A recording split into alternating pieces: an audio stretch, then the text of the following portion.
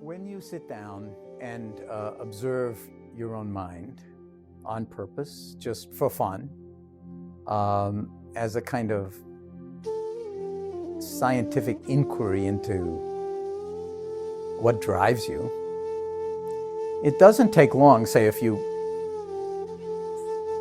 focus on, say, the breath as the object of attention and you're riding on the waves as you're breathing, it doesn't take long before you'll notice that some kind of want comes up, some kind of desire. And maybe it's because your body's uncomfortable. So maybe you just want to fidget a little or shift posture, and just do it this way or that way. And so very hard to sit still. Why? Because we're antsy. Why are we antsy? Because we want to be comfortable and we're not comfortable. So rather than holding the discomfort in awareness, because why should we privilege comfort? Comfort, discomfort, because there's no ultimate comfort. That's why we shift from one leg to the other, and we're very shifty. But if you actually train yourself to be embodied, you get less shifty. I mean, the mind just naturally settles, the body naturally settles, and you can be like comfortable, just at home in your own skin. But when you're not, and you want something,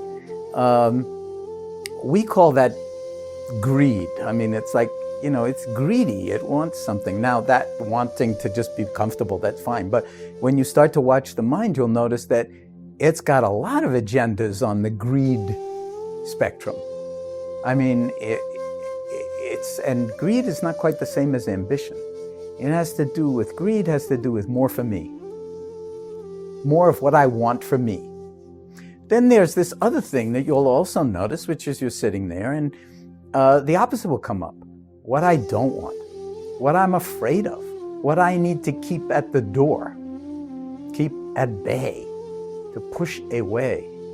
And that's collectively referred to as aversion, or dislike, or hatred, when it's really strong and directed often at other people or whatever. So we've got greed on the one hand, and it is toxic. The more you're sucked into greed, the more egotistical you become, the more it's all about me, the more you're willing to sort of lose your own ethical foundation to get a particular result, only to find that even that result's not really satisfying, so you're on to the next result, and it's a never-ending trajectory. But nevertheless, we have to admit, it's here all the time. It's not like, oh, I've transcended greed. I don't think we do transcend greed, but we can transform how we are in relationship to it. And with awareness, the greed doesn't have to run us. And even if it's attenuated 5 or 10%, wow, that would be its own form of liberation. Never mind 30 or 40 or 50%. And the same with the aversion, like what I don't want. It's so bloody boring to sit here and watch my breathing. All right, so what? Who thinks it's boring? Have you looked at your boredom? So have you looked at your aversion? Then as soon as the you that's looking at your aversion, that's more like awareness. It's like awareness of aversion isn't aversive. Awareness of greed isn't greedy. So you're free already of those two toxic impulses. Then there's another one, which is like the madness that passes for the scenario in our heads. And that's often spoken of as illusion or delusion. That we're kind of like got these completely half-baked explanations about everything and who we are and where things are going and what's wrong with the world and what's wrong with, my family and what's right. And all of that is kind of, none of it's true. None of it's true. But we believe it, that narrative mode and that mind-wandering default mode network that's like, our favorite pastime, the story of me. And it's diluted. And it also drains a huge amount of energy. So we can bring mindfulness to greed, and the greed can be attenuated or liberated. Mindfulness to aversion, and the aversion could be attenuated or liberated. Or mindfulness to our own deluded nature, thoughts and emotions and so forth, and that is liberating of them. Then what do you have left? You. As pure awareness. fully embodied. What comes next? I don't know, you're writing the script.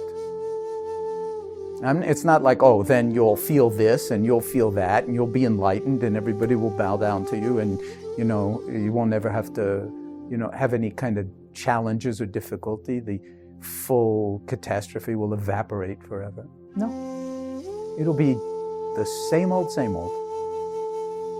only you won't be the same old. Because you'll be the same you'll have the same bank account, you'll have the same social security number, you'll have the same face in the mirror, it'll be aging every day, but you will be in wiser relationship to your possibilities and to your embodied, enacted unfolding of those possibilities moment by moment. And that means life lived fully while you have the chance, while we have the chance. As far as I know, you didn't ask to be born. This pure gravy, it's just a total gift, even with all the pain and suffering and the trauma, and I recognize the profundity of that and the rending quality of that. Still, it's a gift, and you're a gift. And